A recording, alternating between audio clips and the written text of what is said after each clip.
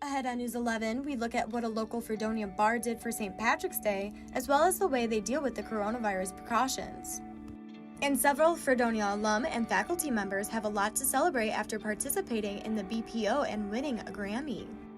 And in Atlanta, 6 Asian American women are dead after a shooting at a local spa, but police are hesitant to call it a hate crime or racially motivated.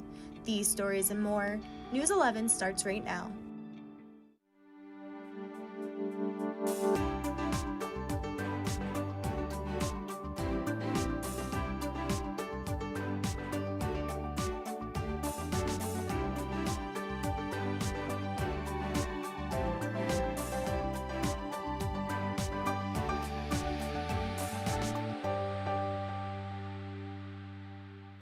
Good afternoon and welcome to News 11. I'm Hope Winter. And I'm Topher Elkins. We've got a lot of news to cover today, so let's jump right in.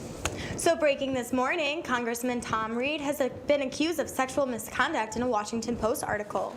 Allegations come from a former lobbyist who says the incident happened in an Irish pub in Minneapolis in 2017. Reed declined to be interviewed for the story and said, quote, "This account of my actions is not accurate." Reed still has yet to announce whether or not he'll be running for governor against Andrew Cuomo. And well, this past Wednesday was St. Patrick's Day, and some of our crew walked downtown to see how the bars were handled. Opportunity for people to go out and enjoy themselves, they're coming out. Joe Coughlin, the owner of Coughlin's Bar in downtown Fredonia, says they've been celebrating St. Patrick's Day for 35 years, and this year the pandemic did not stop the celebration. How about the day before last year? Our wonderful governor shuts us down, where I got over $8,000 worth of beer in the basement for our normal St. Patrick's Day celebration. And we've been next door today. This is probably a third of what we normally get for people. We're trying to do the 6 foot, we're trying to do the mask, but as you see, there's that many more people in there. According to the CDC website, Chautauqua County is currently at a 3% positivity rate, and according to COVID Act Now, the county faces a 0.9% infection rate. These rates may seem low, however, Chautauqua County is still considered high risk, but that didn't stop people from celebrating the holiday. I'm all for trying to keep people healthy, but if you look at all the things he shut down and all the things he did it work? So you guys aren't serving any food right now? No food at all. Okay. There's a little restaurant on the corner called Super Dupers. Okay. This gentleman from Dunkard, and he's called and he's offered to bring dinners over, but I can't find 10 people that want it. Mm-hmm. Either they've been going different places to get their meals and then coming here for a cold beer. Mm-hmm. Just to clarify, according to the State Liquor Authority, only businesses with a club license, which means a nonprofit organization, can still operate without serving food. Most bars, like Coughlin's, has a on-premises liquor license.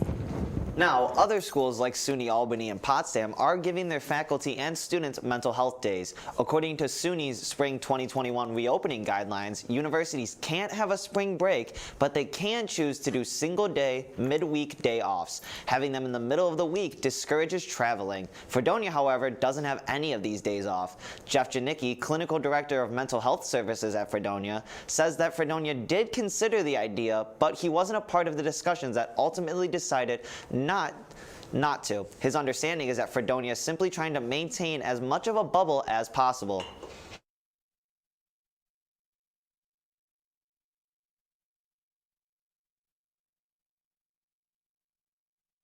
We reached out to President Collison to ask why Fredonia decided not to, but he didn't respond. But in his weekly email, he addressed the concern, which he says is shared by many students. He says, quote, "I will have to explore that with leadership and faculty."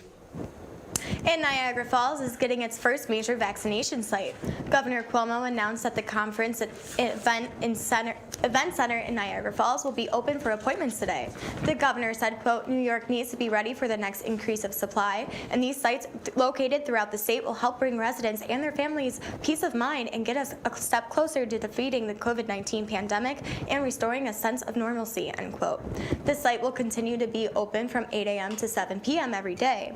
People who are eligible can call the New York State hotline or visiting the Am I Eligible website. Fredonia residents have raised concerns after a man who lives on Porter Avenue keeps posting political signs on his properties, many of which are derogatory towards Democrats. The latest is a sign that reads, "Silver Alert, 78-year-old man wandering around D.C. area." Village resident Melissa LaFell wrote to the village board, "It is offensive and inappropriate for the school buses that drive by, as well as a horrible representation of our village." Trustee Evidon Bashaw said that she understands free speech, but questioned if the size of the sign violates the size ordinance with the village. Code Enforcement Officer Chuck LaBarbera said that the sign absolutely violates the size ordinance and that they have already sent 3 or 4 violations to the resident. However, the courts have been closed due to COVID. They reopened last Wednesday, but only for certain reasons. Ordinance violations were not one of them. The Buffalo Philharmonic Orchestra won a Grammy for Best Choral Performance for the recording of Richard Dan Poehler's The Passion of Yesha. The chorus was prepared by Fredonia's own music director and School of Music faculty member, Dr. Adam Lubecki. Head of Fredonia's sound recording technology program, Bound Gettinger, engineered the recording. Gettinger also had a nomination for Best Engineered Classic Album for the same performance. Faculty instrumentalists Alex Jopi and Jonathan Lombardo were also featured on the album, and both were BPO principal instrumentalists in the respective sections. Other Fredonia alumni were part of the chorus as well. And beyond that impressive win, Fredonia's SRT alum Randy Merle was a senior mastering engineer for Taylor Swift's Folklore album, and he also won a Grammy. He won another for Best Engineered Album Non-Classical for Hyperspace. And Fred alum Charlie Pose and John Kurzweil both won engineering awards as well. All in all, a pretty great, impressive Grammy haul for Fredonia. And honestly, it's not really surprising Fredonia alum won a bunch of Grammys. Intelligence.com has compiled a list of the top 50 masters in music education for 2021 and has ranked Fredonia's Master of Music degree in music education amongst the nation's best. Intelligent.com assessed programs offered at 191 accredited colleges and universities and used a scoring system including student engagement, potential return on investment, and leading third-party evaluations. School of Music professor and music education at Fredonia, Kathy Levy says, quote, "Fredonia's music education degree options enable students to focus on performance or research while deepening their music education study. This high ranking reflects the quality of work that Fredonia's outstanding artists and academic music faculty members do with graduate music education student," end quote. Out of all the SUNY schools, Fredonia is one of the only 3 that advanced to the top 50 list and only one of 2 schools overall in Western New York. Wow, that is impressive. When we come back, national news, President Biden finally weighs in on Governor Cuomo's scandal and the deadliest shooting since April 2019 against Asian Americans.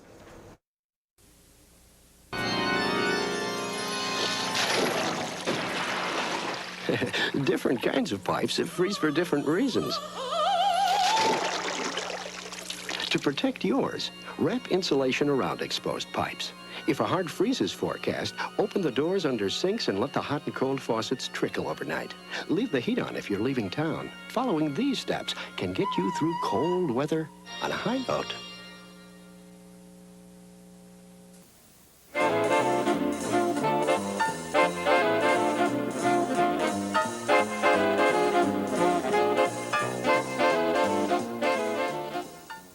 During World War II, recycling was a way of life on the home front. Rubber, tin cans, cooking grease, paper, scrap iron, those and many more items were recycled for the war effort. It was a time of crisis. The nation desperately needed new sources of raw materials. Millions of Americans were united in a common cause. Today we face a crisis no less real, but of another sort. A solid waste crisis that can no longer be ignored. We are simply running out of places to put our garbage. With your help, we can meet this new challenge as well. Source separation and recycling will save valuable space in our landfills and help protect our drinking water and the air we breathe. Together, we Americans can win the war against waste. Start recycling today.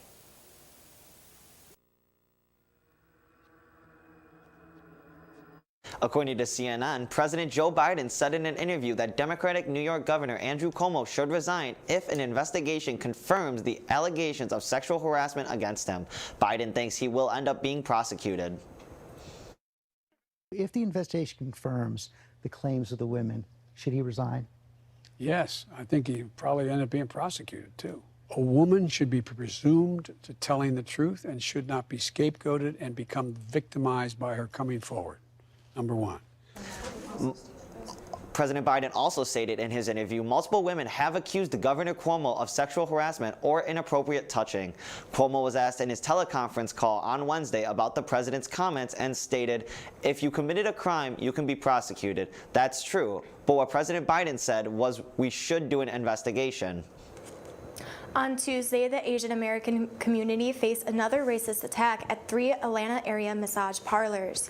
21-year-old Robert Eric Long was charged on Wednesday for killing 8 people. 6 of the victims were women of Asian descent. The attacks began on around 5 p.m. and where 5 people were shot at Young Asians massage parlor. Robert Long was arrested 150 miles south of Atlanta. Police suspected that he was on his way to carry out additional shootings. The Cherokee County Sheriff spokesman Jay Baker is currently facing backlash for saying Long had a bad day when he allegedly shot 8 people, and a Facebook page belonging to Baker where he posted a t-shirt with racist language about China and the coronavirus last year. Yesterday, an official said that Baker is no longer the spokesman for the spa shootings case. The attack was the 6th mass killing this year in the U.S. and the deadliest since April 2019. Across the country, hundreds of Asian Americans, politicians, and community leaders and writers turned to social media and have come together rallying against Asian hate. Democratic lawmakers plan to introduce a new bill addressing the rise of hate crimes. It would create a new position at the Department of Justice to facilitate and review and provide oversight of hate crimes related to COVID-19.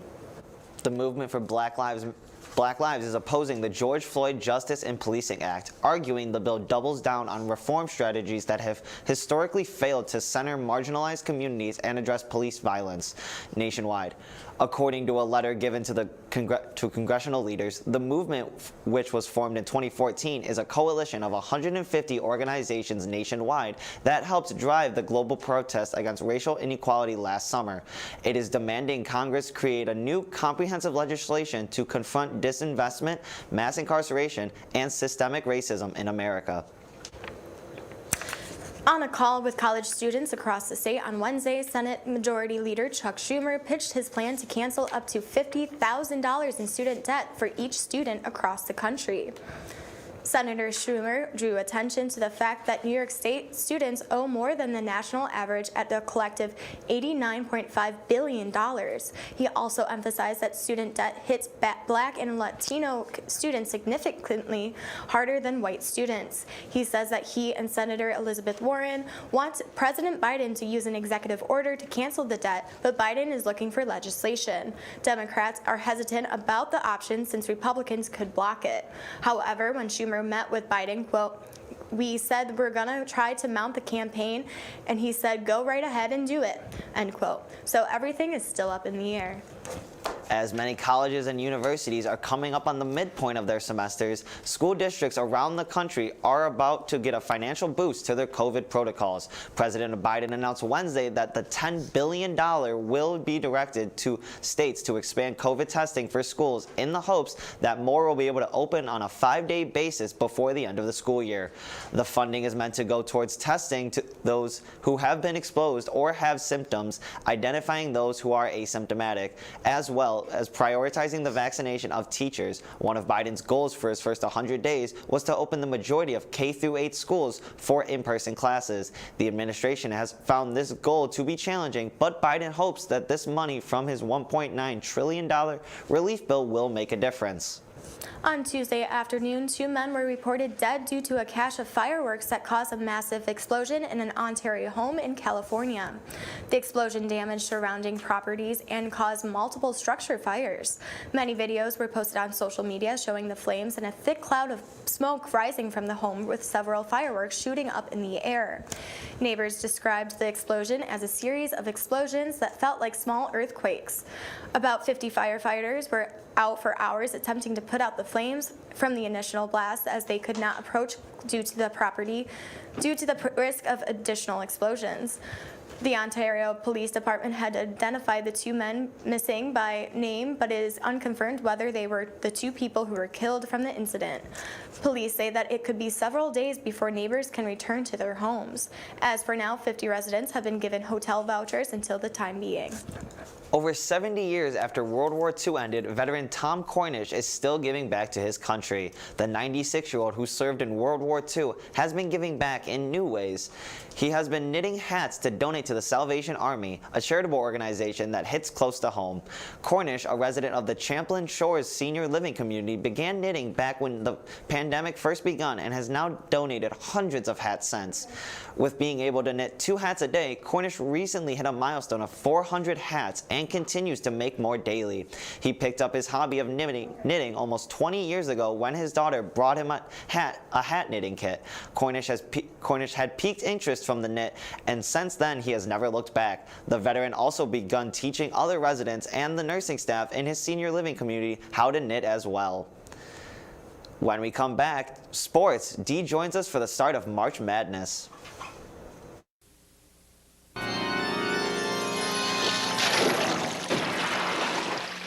Different kinds of pipes freeze for different reasons.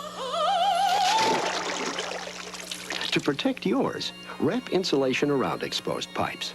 If a hard freeze is forecast, open the doors under sinks and let the hot and cold faucets trickle overnight. Leave the heat on if you're leaving town. Following these steps can get you through cold weather on a high note.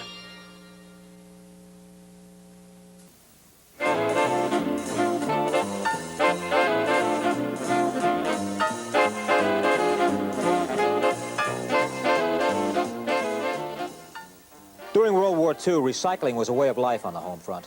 Rubber, tin cans, cooking grease, paper, scrap iron. Those and many more items were recycled for the war effort. It was a time of crisis. The nation desperately needed new sources of raw materials. Millions of Americans were united in a common cause. Today we face a crisis no less real, but of another sort. A solid waste crisis that can no longer be ignored. We are simply running out of places to put our garbage. With your help, we can meet this new challenge as well. Source separation and recycling will save valuable space in our landfills and help protect our drinking water and the air we breathe. Together, we Americans can win the war against waste. Start recycling today. And now we're joined with Dee Thomas, who has local sports. Well, first we're going to start with the Buffalo Sabres, since they have lost their 13th consecutive game last night as they fell to the Boston Bruins 4-1. The loss came one day after the team fired head coach Ralph Krueger, who had a 36, 49, and 12 record in a year and a half in Buffalo. General manager Kevin Adams announced that Don Granato will be the interim head coach for the Sabres, who are looking for their 8th coach in 9 years. The Sabres are currently dead last in the league with 16 points and will host the Bruins again on Saturday afternoon for a 1 o'clock face-off. The cancellation of the basketball season due to health and safety protocols brought an unceremonious end for the Dunkirk Marauders seniors. Tuesday night would have been senior night for Carlito Villafane, Christian Ortiz, Donovan Lockett, and Dominic Corsisi on the boys team, and for Octavia Porter and Jaylene Jimenez on the girls team. Girls basketball coach Sixto Rosario stated, "Words cannot express how tough this moment has been for our two seniors. They are both amazing and were vital to our team in many ways." Luke Guglio, the boys basketball coach, said, quote, "We have a lot of kids coming back next year. The future is certainly bright here. Our seniors were so important for us. They helped us turn the page and get a solid base that we can build from," end quote. And moving on to college basketball, the NCAA Division I basketball tournament officially started yesterday, as there were 4 play-in games. Drake and Wichita State faced off for the 11th seed in the West region. The Bulldogs just barely beat the Shockers 53-52. For the other 11th seed, but in the East region, UCLA and Michigan State battled. This game went into overtime, but UCLA ended up defeating Michigan State 86-80. For the 16th seed in the East region, Texas Southern came on top over Mount St. Mary's 60-52 to get into the tournament. And for the final spot in the tournament, Norfolk State also just squeezed by winning 54-53 over Appalachian State. The round of 64 starts today with the first matchup, which will be between number 7 Florida versus number 10 Virginia Tech at 12:15 p.m. on CBS. And while I'm a little bit upset about the Michigan State game, what I am excited about is that we're joined by a new face here at WNYF. We are joined by Bree today with the weather. Bree, what do you got for us on your first time here? Well, today we'll see a high of 39 degrees with partly cloudy skies. Saturday will be sunny with a high of 47 degrees and a low of 31 degrees later in the night. This weekend will be giving us a little bit of a break from the colder weather we've had this week. The sun will stick around throughout the weekend, but not into next week, as I'll have my next forecast in a few minutes. Thank you so much, Bree. After the break, international headlines. The AstraZeneca vaccine faces tough rollout in Europe, and Chile nears the end of their dictatorship constitution. We've been down there. You gotta do the same. Post office. All you do is sign. So don't get nervous. Sign your name. For selective service. It takes no time. Just sign on the line at the post office. For selective service. Hey guys, if you're about to turn 18, you've got to register with Selective Service. It's simple. Just go down to the post office, fill out a card, and turn it in. That's all there is to it. There's no draft now. You're just adding your name to Selective Service's list in case there's a national emergency. So if you're 18 now, Selective Service, you gotta get down to the post office. Register with Selective Service. It's quick, it's easy, and it's the law. Takes no time. Just sign on the line at the post office. Selective Service. As of Tuesday, more than a dozen European nations have halted the distribution of the AstraZeneca vaccine after recipients reported blood clots.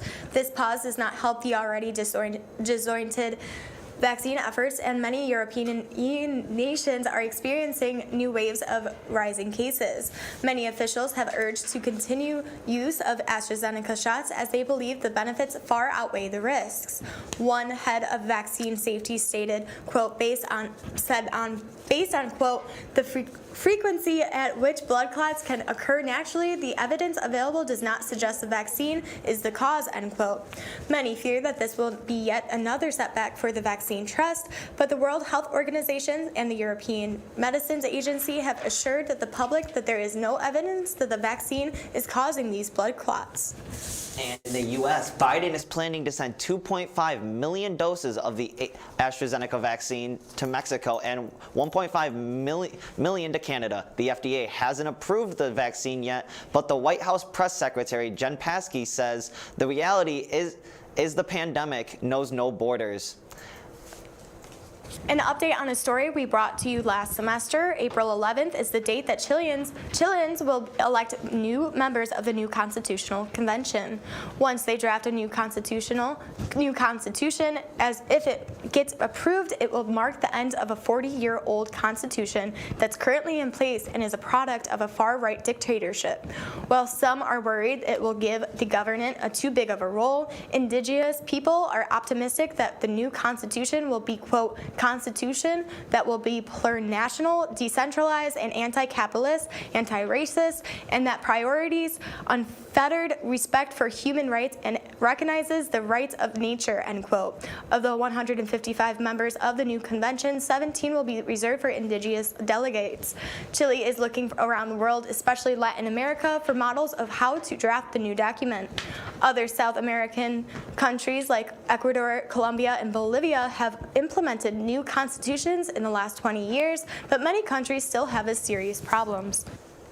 Some upsetting news for many members of the LGBT community as the Catholic Church releases an official statement that they will not bless same-sex marriages on Monday.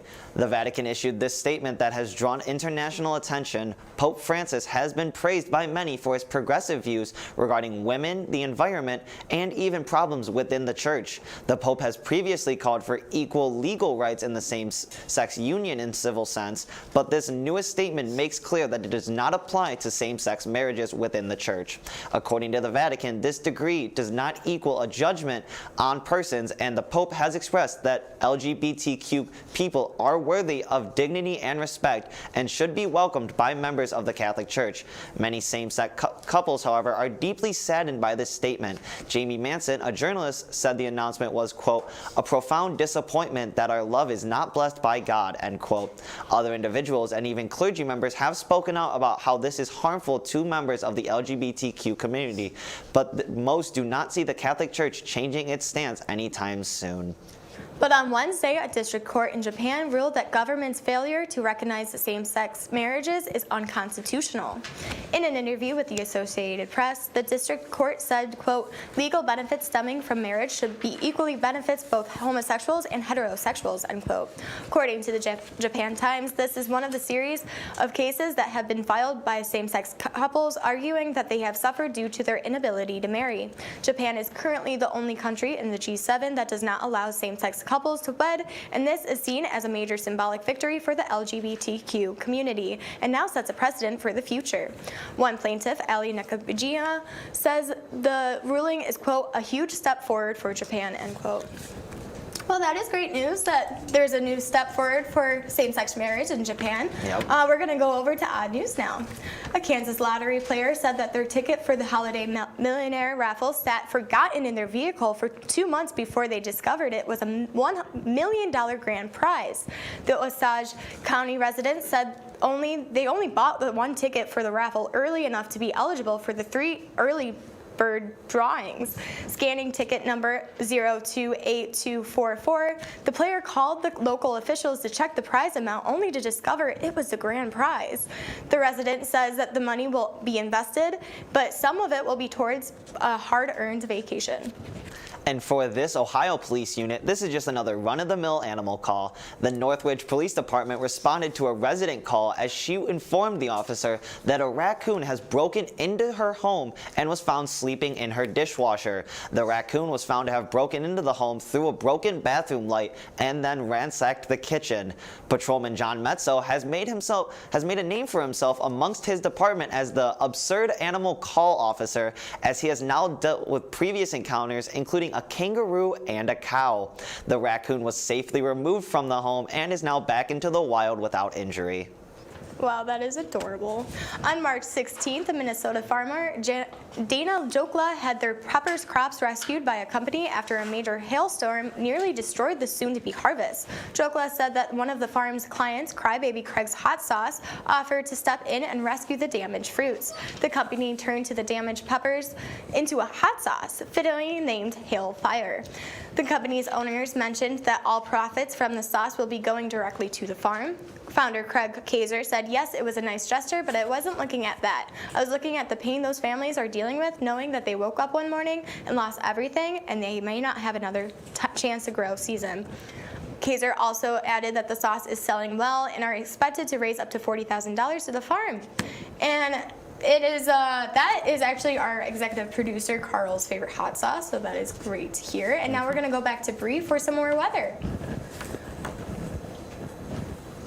To close out the weekend, Sunday will be sunny with highs reaching 55 degrees, and Monday will also be sunny, and Tuesday. But then some clouds and rain showers will develop throughout the week.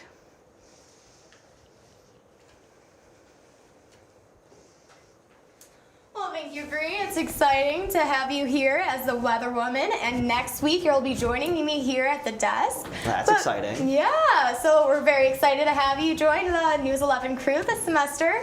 And thanks as always for tuning in, and thank you for our crew for a great show. We'll be back next week with more news. Have a great rest of your day.